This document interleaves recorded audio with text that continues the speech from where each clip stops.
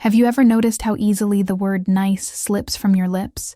How effortlessly it wraps around your actions like a soft blanket you've learned to carry everywhere you go? Sometimes being nice feels almost like a requirement, a silent contract you signed long before you even knew what you were giving away. And yet, if you pause for a moment, if you let yourself breathe without trying to please anyone, you might sense that underneath all that sweetness, there's something that doesn't feel quite true. There's an ache that whispers, you are betraying yourself just to feel safe. When something inside you tightens each time you smile when you'd rather speak, when you nod, when you'd rather walk away, it's your heart reminding you that survival strategies often masquerade as virtues. You learn to be agreeable, to soften your voice, to shrink your needs, not because you were born that way, but because somewhere along the line, you believed it was the only way to be loved. Louise Hay once said, "You have been criticizing yourself for years and it hasn't worked. Try approving of yourself and see what happens." Maybe you've been criticizing yourself not with harsh words, but with relentless performance, being so accommodating that you forgot what it feels like to have edges, to have limits, to have the courage to be seen as you are. The hidden wound here is ancient. It is the wound of so many women who were taught that niceness was their currency of belonging, that if you could just give enough, tolerate enough, forgive enough, you'd finally be chosen. You'd finally feel safe in someone's arms. But you've noticed, haven't you, that even when you give all you have, there's still a hollowness that no amount of sweetness can fill. There is a particular kind of illusion that takes root when you start to believe that overgiving is noble. It sounds almost admirable, being patient beyond reason, understanding to the point of disappearing, endlessly available no matter how little you receive. And yet, the cost of this illusion is steep. You pay for it with your self-respect. You pay for it with the quiet grief of feeling unseen, even as you smile. Sometimes the heart clings to the fantasy that if you are nice enough, patient enough, endlessly forgiving, one day he will wake up and finally see your worth. One day he will say, "You are everything I've ever wanted." But that day doesn't come, because no one can value you while you abandon yourself. You've been taught that love means sacrifice, that you must prove your worthiness with your softness, your compliance, your endless understanding. But deep down, you know, real love doesn't need you to disappear to survive. Brené Brown speaks about this so tenderly. She reminds us that the fear of not being worthy is what leads us into chronic people-pleasing. It leads us to abandon ourselves in exchange for crumbs of validation. When you feel that urge to smile through the hurt, to swallow your truth so he won't leave, to give more and more while receiving less and less, that's not kindness. That's fear in disguise. And fear can never create the intimacy you long for. It only creates a performance, a careful choreography that leaves you exhausted, disconnected, and secretly ashamed. But what happens when you start to see this pattern for what it truly is? What happens when you gently, honestly admit to yourself that being nice has never protected you from rejection, only delayed it? That all this effort to be pleasing has never actually kept anyone by your side? When you let this truth sink in, there's a softness that comes, a quiet exhale that feels like coming home, because it means you don't have to keep pretending. You don't have to keep trading your authenticity for the illusion of safety. And maybe, just maybe, you can begin to imagine a different way to love, a way that doesn't require you to vanish to be worthy. There is a quiet kind of shame that lives beneath the surface of all that over-accommodation. It's not the loud shame that announces itself with obvious self-loathing. It's a subtler, almost invisible ache that makes you feel you have to earn every ounce of affection you receive. Maybe you've felt it when you sensed that your true self might be too much or not enough, when you carefully measured every word and every gesture so you wouldn't be rejected. This silent shame is like a thread that runs through your life, tugging you back each time you dare to step forward as your whole, unfiltered self. It makes you think that if you reveal your boundaries, your feelings, your needs, love will vanish. So you become agreeable. You become patient beyond reason. You become a version of yourself you hope will be easy to keep around. And in doing so, you become invisible, not only to others, but to yourself. But what happens when the mask of niceness slips, even for a moment? What happens when you hear your own voice trembling because it's tired of being silenced? There is a moment, sometimes in the middle of the night, sometimes when you're sitting across from him, smiling through the emptiness, when your heart says, this isn't me. This has never been me. That is the beginning of remembering. The beginning of understanding that genuine kindness is never about erasing who you are to make someone else comfortable. Genuine kindness grows from wholeness, not from fear. You might be wondering what the difference really is between kindness and self-erasure. The difference is subtle, but it matters more than almost anything. True kindness has strength in it. It honors both your heart and your dignity.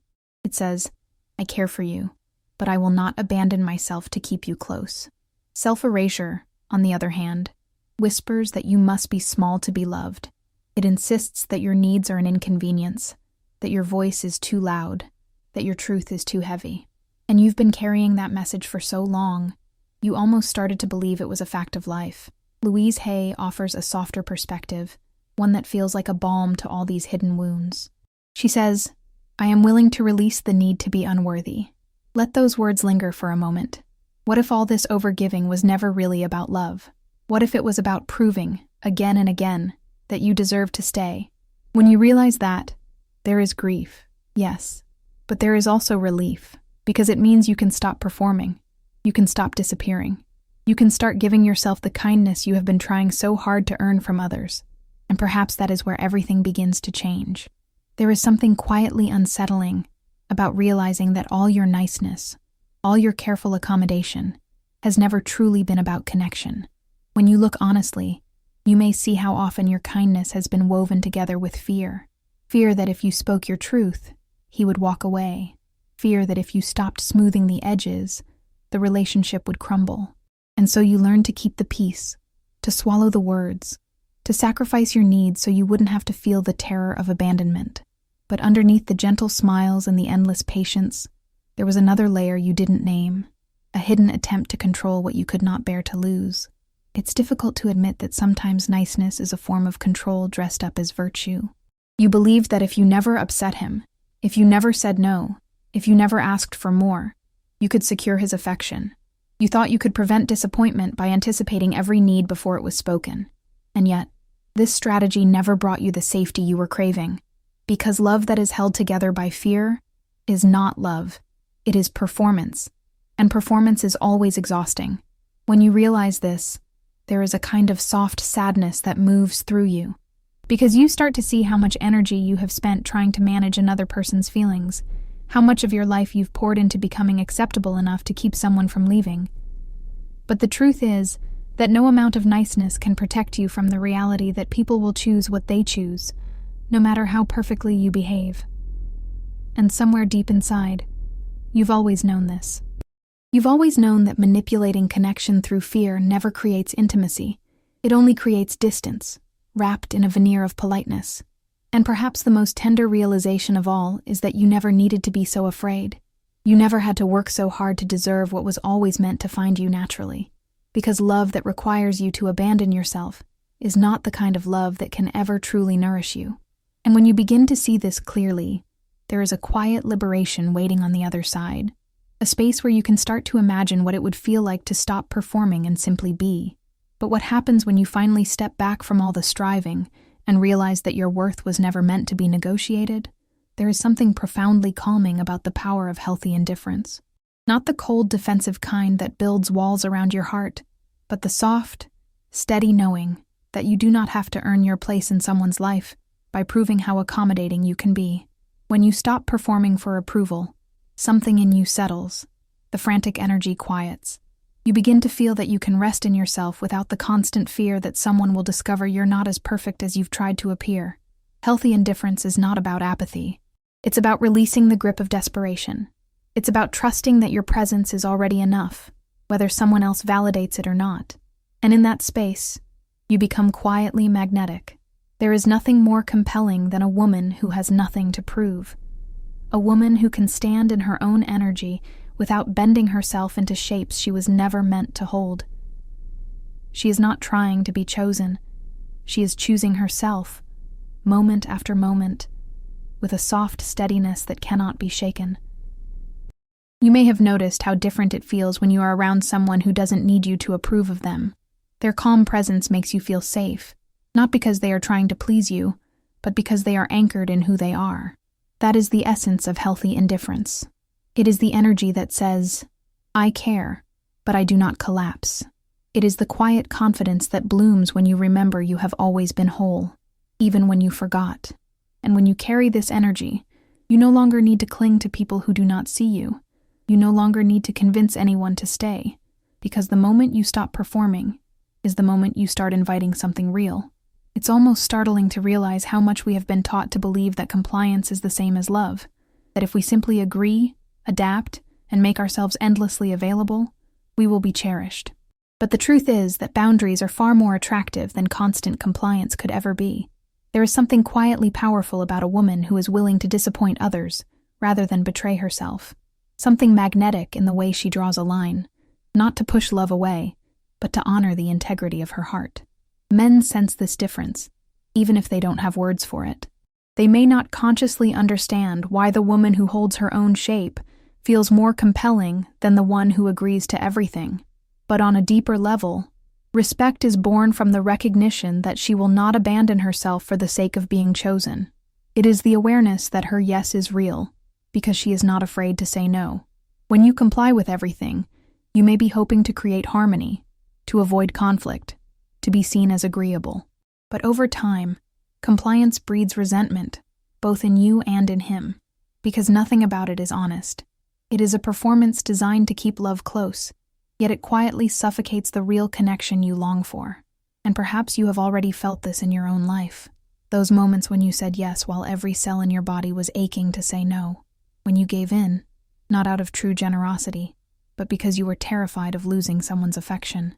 Those moments leave an imprint, a subtle erosion of your self-respect, but they also hold a secret invitation, the invitation to begin again, to discover what it feels like to be loved not for your compliance, but for the unshakable truth of who you are.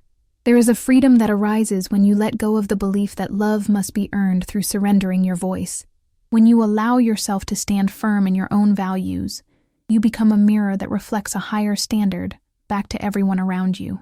And in that reflection, respect takes root, connection grows in honesty, and you finally begin to see that boundaries are not a wall that keeps love out.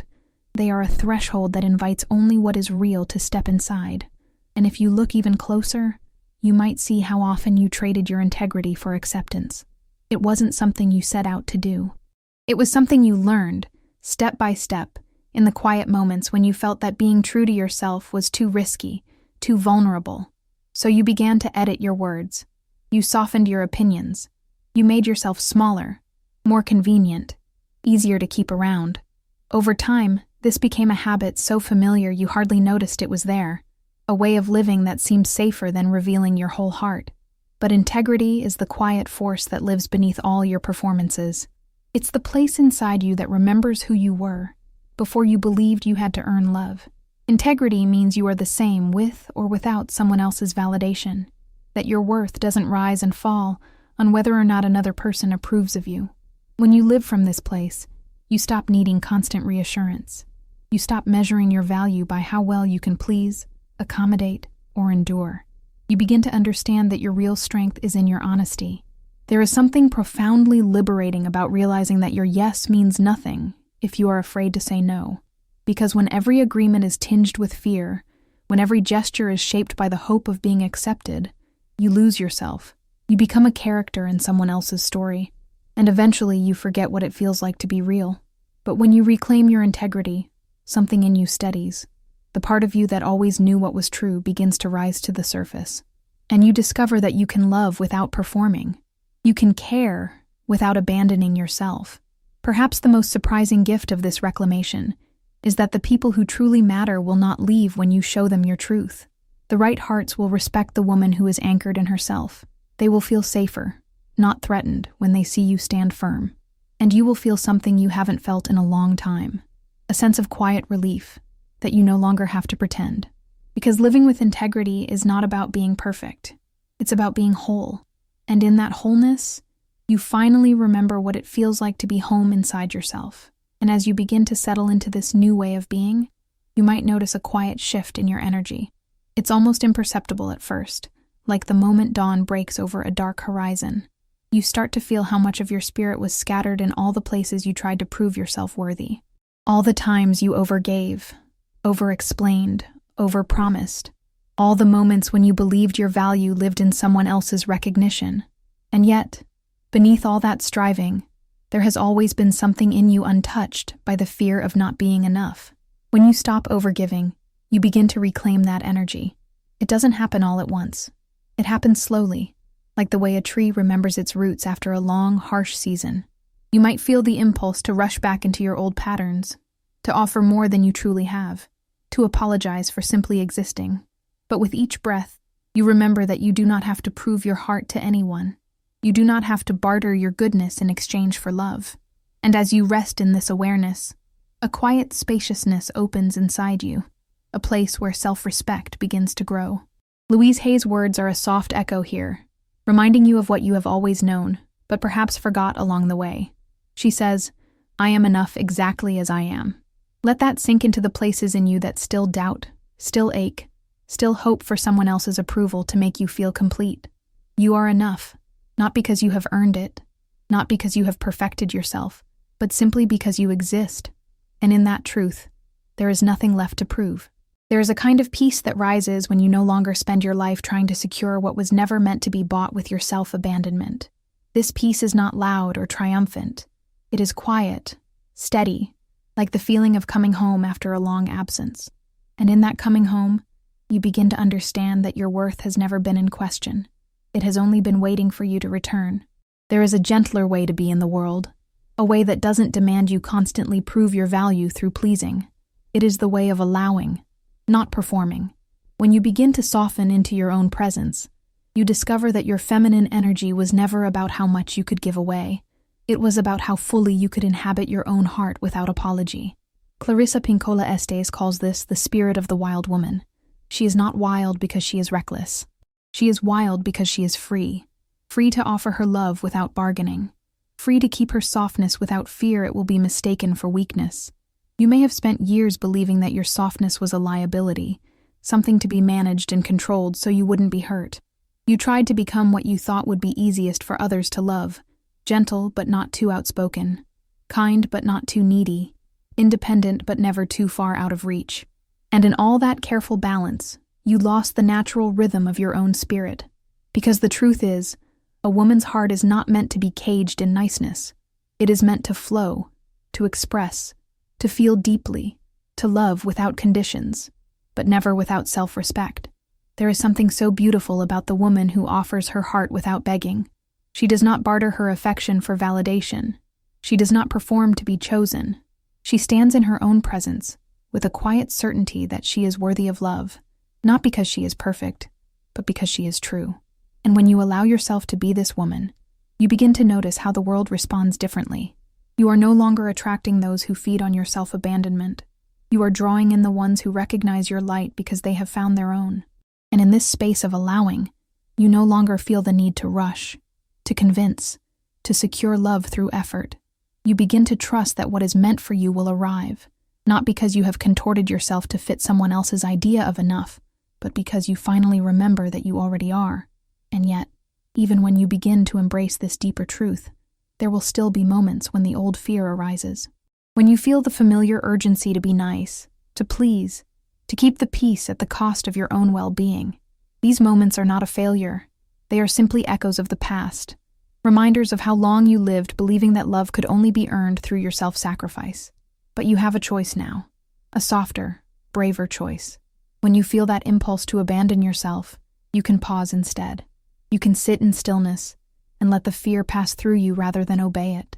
It might feel uncomfortable at first, as though every cell in your body wants to reach for the old habit, the habit of making everything okay so you don't have to feel the tremor of someone's disapproval.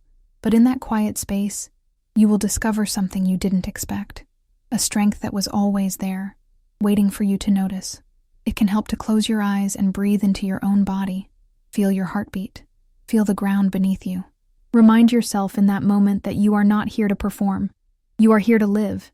You are here to be real, even if it makes someone else uncomfortable.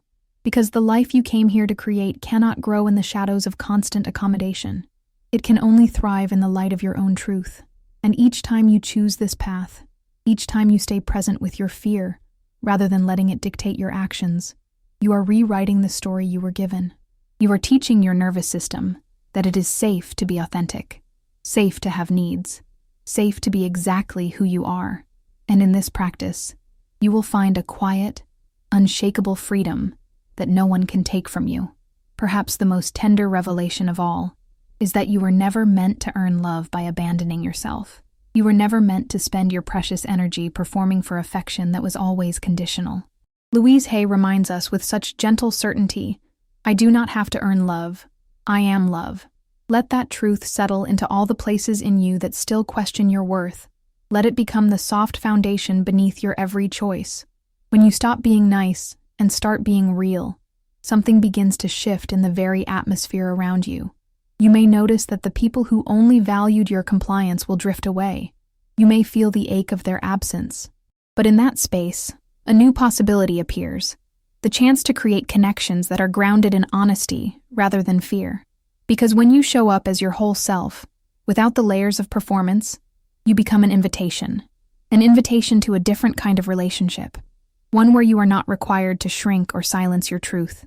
One where you are respected not for how well you bend, but for how steadfastly you stand in your own integrity. Brené Brown speaks to this with a clarity that pierces through every illusion. Vulnerability, she says, is not oversharing or pleasing. It is showing up with truth and self-respect. It is the courage to say, this is who I am, and to trust that the right hearts will not only stay but draw nearer. And perhaps that is the greatest freedom of all, to know that you can love without losing yourself, to know that you can care deeply without sacrificing your own soul. A rose does not open its petals out of fear. It simply blooms. It blooms because that is its nature. It blooms because withholding its beauty would be a betrayal of its own existence. And as it opens, the world comes closer, not because it demanded attention, but because it radiated truth. You are that rose. You are that unfolding. You are that quiet, undeniable reminder that real love is never earned through performance. It is drawn to the light of your authenticity. If this message spoke to your heart, you are welcome to subscribe and continue this journey of remembering your worth. And when you are ready, there is another video waiting for you here on the screen. A gentle next step into the life you were always meant to live.